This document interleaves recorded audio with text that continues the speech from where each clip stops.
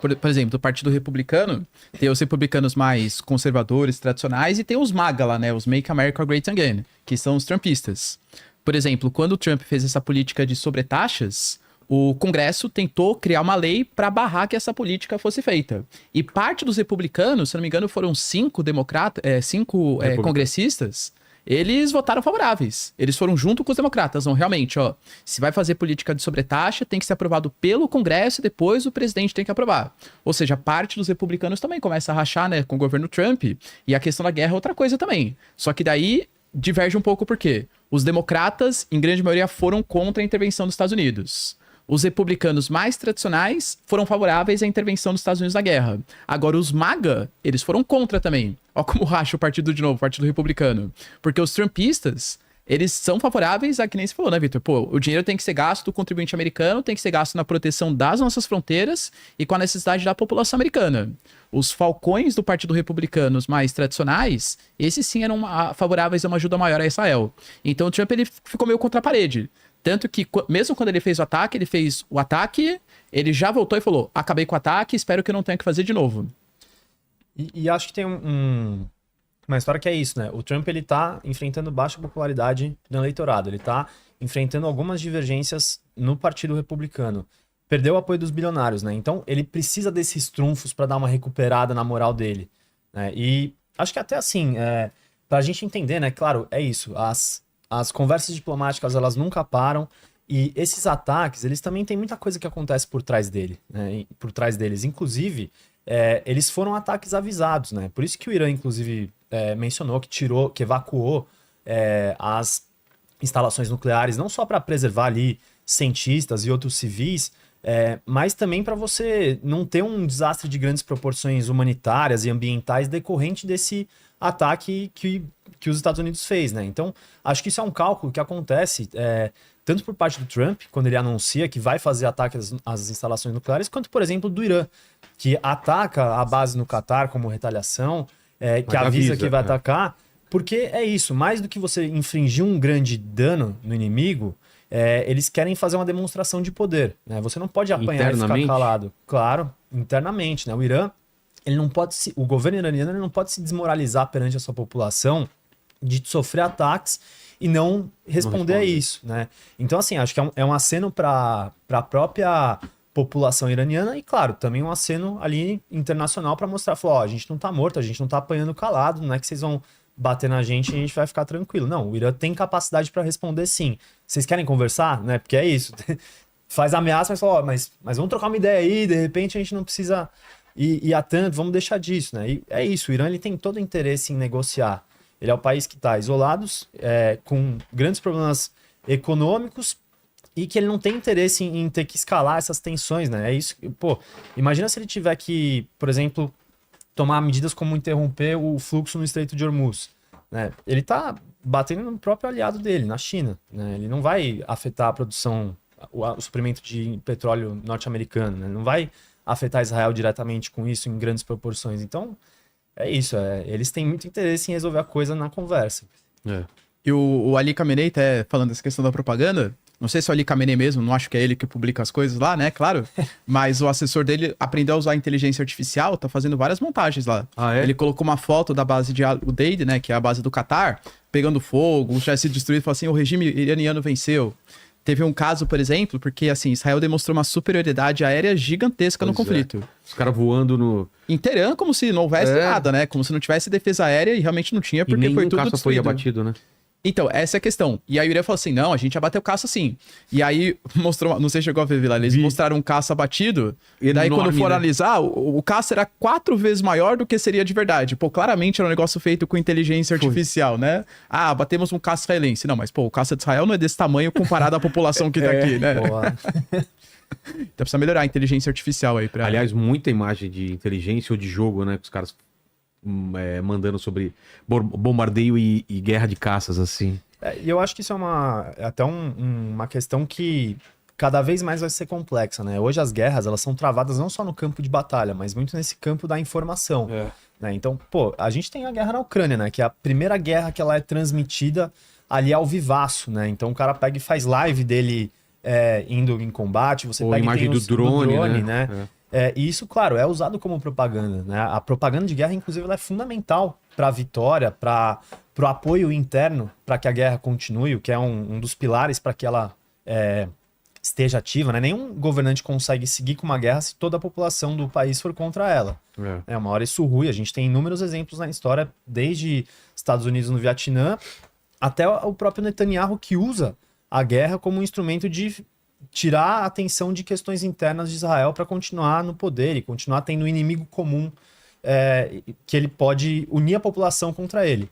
Isso serve no Irã também, né? Por mais que a gente tenha várias tretas ali que questionam o regime, quando Israel ataca o Irã, o pessoal esquece o problema interno e fala, não, é isso, vamos primeiro resolver o nosso Tanto inimigo que o Netanyahu comum. aumentou a rejeição dele, diminuiu a rejeição dele, né? Exatamente. Essa guerra com o Irã, né? Olha lá, olha a imagem lá, o tamanho do caça em relação ao pessoal perto deles. Que caça é esse, né? É o dos Vingadores lá, né? Mas a gente fica até pensando se não é bom pro Netanyahu sempre estar em algum conflito, né, cara? Porque a popularidade dele tá ruim, hein? Não, e periga ele ser preso, assim, que ia acabar todo tipo de guerra ou conflito, né? De fato, porque, por exemplo, a população interna já reclamava dele pelos escândalos de corrupção associados ao seu nome. Grande parte da população não via com bons olhos a maneira como Netanyahu estava conduzindo a situação em Gaza. Não exatamente porque gostam do Hamas, né? O mundo não é 880, claro. Não que a população de Israel gosta do Hamas. Mas a ideia, por exemplo, de fazer um deslocamento forçado de parte da população, existem movimentos de resistência a essa política do Netanyahu. Mesmo a questão, por exemplo, dos reféns. Grande parte da população reclama, tem manifestações das famílias, dos reféns, fala, o Netanyahu ele quer conseguir os seus objetivos militares. Então quer dominar o corredor Filadélfia, quer conseguir ali deslocar, construir assentamentos também na faixa de Gaza, aumentou o número recorde agora de assentamento na Cisjordânia. E o resgate dos reféns, e os familiares, e os cidadãos de Israel, que são as pessoas que deveriam ser preservadas ou colocadas como prioridade pelo governo Benjamin Netanyahu. Então, é um governo que vinha sendo pressionado. Só que daí, quando tem, claro, né, um ataque do Irã com míssil balístico, vamos esquecer aqui as nossas diferenças, montar um comitê aqui de guerra, tal. O Likud, que é o partido do Netanyahu, ganha muito mais apoio, inclusive da oposição. O Yair Lapid, por exemplo, que é o grande membro opositor do regime do Benjamin Netanyahu, ele deixou claro, ó, tenho minhas diferenças, não gosto do governo Benjamin Netanyahu, mas esse momento é um momento de união. A gente tem que saber que Israel vai responder com força ao Irã, a gente pode ter algum tipo de consequência, vai ter ataque contra Tel Aviv, contra a Haifa, que o Irã de fato acabou fazendo, mas é mal necessário. O Benjamin Netanyahu nessa tá certo. E aí ele fez isso com o Hezbollah, ele fez isso com o Hamas, ele fez isso com o Irã, que foi a guerra simétrica, né, a guerra entre dois países de fato. Então é importante pro Netanyahu ter essa guerra, né? Agora, quando ele conseguir pacificar a região da faixa de Gaza, conseguir pacificar entre aspas, mas acabar com a guerra, acabar com o Líbano, acabar com a guerra com o Hezbollah e com o Irã, o que vai sobrar pra ele pra se manter no poder? Nada, né? Então, muito possivelmente pode ser afastado. E acho que ainda tem uma história que, assim, a hora que a fumaça desses conflitos todos baixar, o Netanyahu ele vai ter que explicar internamente o 7 de outubro, que deu início a todo esse conflito com o Hamas, né? Ele vai ter que explicar como é que a inteligência israelense falhou a tal ponto que 1.000 israelenses foram mortos num episódio terrível daqueles, né? E isso que Israel tem uma inteligência que é reconhecida mundialmente por ser muito avançada, né? Então, é isso. Ele é um cara que periga não só sofrer todo esse rechaço, mas também ser preso, né? E eu acho que isso só mostra o quanto ele é um cara habilidoso no poder, do pior jeito possível, né? Porque, enfim, para ele, esse projeto pessoal de poder vale mais do que qualquer outra vida e estabilidade que ele possa ter ali, né? E eu acho que isso tem um preço muito grande, inclusive para Israel, e acho que até para a população judaica no mundo inteiro, porque assim, o antissemitismo ele aumentou nos últimos tempos, né? Isso, inclusive, por uma grande confusão do que é o Estado israelense, do que é o Benjamin Netanyahu e o que é o povo judeu, né? Que são coisas que não necessariamente se equivalem, inclusive, em várias eles são bem diferentes, né? E é isso, ele enfim, tá promovendo todo esse massacre que a gente vê em Gaza, mobilizando opinião pública internacional, inclusive de aliados que estão cada vez mais criticando ele. Eu acho que, inclusive, essa investida contra o Irã é uma medida no sentido de falar, olha, Gaza talvez já esteja se esgotando, né? Cada vez mais a gente está abalando a imagem de Israel internacionalmente, vamos achar um outro inimigo que é inclusive mais fácil da gente bater, que não é a gente pegar e mandar bomba lá e aí ter imagem de criança explodida que, pô, mobiliza pra caramba a opinião pública. Não, vamos bater lá nos ayatollahs, que são essa galera que a gente consegue pintar que eles são os caras do mal que estão querendo ter bomba nuclear pra explodir o mundo, né?